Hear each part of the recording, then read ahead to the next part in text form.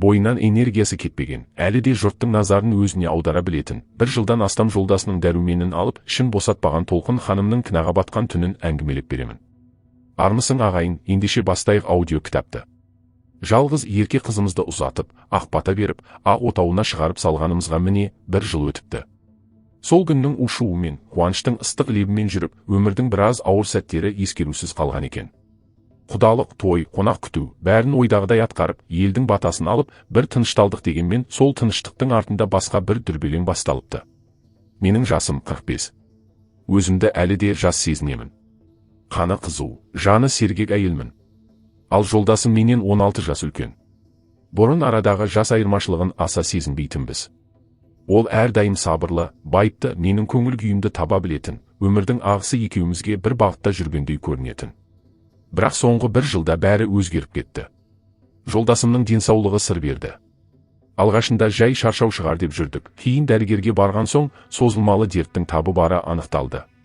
Сол күннен бастап оның мінезі де көзқарасы да өзгере бастады. Бұрынғы сенімді, сабырлы ердің орнын күдікшіл, өз-өзіне сенімсіз адам басқандай болды. Менің әр қадамымды аңдығандай, әр телефон қоңырауына, әр сыртқа шыққаныма күмәнмен қарайтын болды. Ал мен әлі де өмірдің қызығына тоймаған, жүрегімде жалын бар әйелмін. Кейде ішімде бір тынышсыз сезім оянады. Ерімнің денсаулығына алаңдаймын, аяймын, бірақ әйел ретінде назар, жылулық, жақындық іздейтін сәттерімде жоқ емес. Ал ол менен алыстап бара жатқандай. Бір-бірімізге жылы сөз айту былай тұрсын, көзімізде сирек түйісетін болды. Қызғаныш. Ол кейде адамды іштен жейтін сияқты. Неге телефонды жиі қарайсың? Кіммен сөйлестің? Әлде біреуің бар ма? Деген сұрақтар көбейіп, үй ішінің ауасы ауырлап кеткендей. Ал мен түсіндіруге тырысамын, менде ешкім жоқ, менің өмірім осы шаңырақ, осы үй. Бірақ ол сенбейді. Сенбеген сайын менде суып бара жатқанымды сеземін.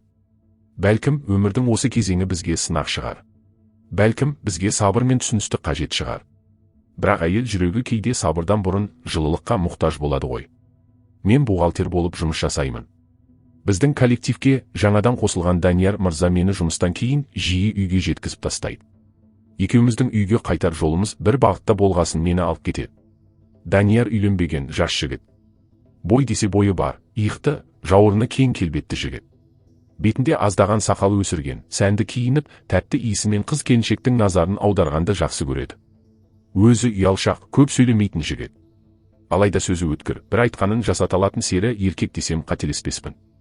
Бір күні жаңа жылдық корпоративтен кейін өмірімді 180 градусқа өзгерткен жағдай орын алды. Корпоратив көңілді басталды, биледік, ойындар ойнадық, аздап қызыл шараппен шампаннан да алып отырдым. Данияр мырза да аздап ішті.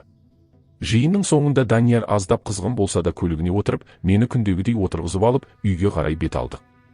Жолда үндемей отырмай күліп ойнап әңгімелесіп бардық. Данияр біздің мекемеде юрист болып жұмыс жасайды. Аздап қызғын болғасын көңілді әрі пысықтанып отырды. Бір кезде машинаны басқа жолға бұрып, Толқын жан. Кеттік, кешті жалғастырамыз деп үйіне алып кетті. Мен қалайша жол бердім. Қарсылықта танытпадым. Іштей соны қалағандай келсе кеттім. Жолдасым қоймастан звондап жатыр. Іштей өзімді кінәлі әрі жаман әйел сезінсем де, мен сол сәттегі сезімге ерік бердім. Даниярдың үйіне келіп, әрі қарай көңіл көтердік, биледік, күлдік. Таң атуға шамалы қалған екен. Ол маған тіке қарап, Толқын жан, мен сенің жолдасың бар екенін білемін. Бұнымыз қате екенін де білемін.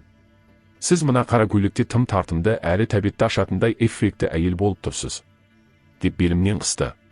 Мен бір жылдан артық дәрумен көрмеген едім, құлағыма қатты жақты сөздері. Данияр, сіз осы уақытқа дейін үйленбегеніңіз не себепті? Деп сұрадым. Ол некесіз ұлы бар екенін. Ол келіншекке көмектесетінін, бірақ қосыла алмайтынын айтты. Себебін сұрап түкіштемедім. Қара көйлегімді асықпай босатып сыпыра түсірді. Өзі де анадан жана туғандай алдымда тұрды. Жап-жас көрікті денелі жігіт. Денесі жүнді екен. Асауы қақайып шалқақтап тұр. Менің басымды ұстап салды да жіберді. Мен бұрын соңды бұны көрмеген едім. Қазір сағанда солай етем деп тоқтатпады. Екеуміз сол күні кинодағыдай айқасып шылқыдық. Кейін ол тәттілеп ұяшыққа сүңгіп белін соғып билете бастады. Есімнен әбден тандым. Оныкін өзім білетін техникамен, бұлшық етіммен қысып бердім. Бақырып қалды. Қандай отсың?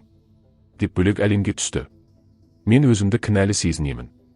Үйде жарамсыз жолдасымды аттап өтіп, бір сәттік сезімге ерік бердім. Үйге келгенде жолдасым бәрін көзімнен көрді. Сені босатамын Толқын. Сен менің ауру болғаныма кінәлі емесің. Енді бірге тұра алмаймыз деді. Ажырасып мен Шымкентке өз ата-анама кеттім. Жолдасым өзінен үлкен бір әйелге үйленіп тұрып жатыр деп сыбыс естідім. Мен өзімді осы күнге дейін кінәлі сезінемін. Алайда енді ештеме бұрынғыша болмайды. Бір сәттік сезімге осылай қымбат өтемін бердім.